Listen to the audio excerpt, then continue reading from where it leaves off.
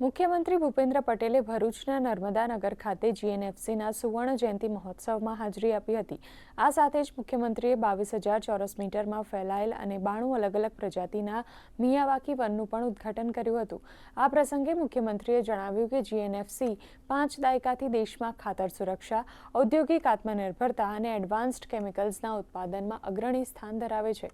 Covid મહામારીમાં 700 metric ton oxygen આપી અને વૈશ્વિક યુદ્ધની સ્થિતિમાં જરૂરી કેમિકલ્સનો સપ્લાય જાળવી જીએનએફસીએ ખરા અર્થમાં રાષ્ટ્રની સેવા કરી છે। હરિયાળી ક્રાંતિમાં યોગદાન આપવા માટે સ્થપાયેલી જીએનએફસી આજે ફર્ટિલાઇઝર રિવોલ્યુશનની લીડર બની છે।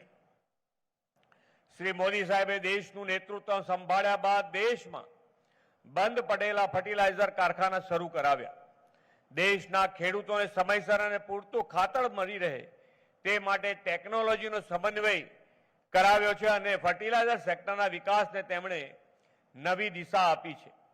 ખાતરમાં આત્મનિર્ભરતાના કારણે આજે વૈશ્વિક પરિસ્થિતિમાં પણ ખેડૂતોને ખાતર આપવા આપણે સક્ષમ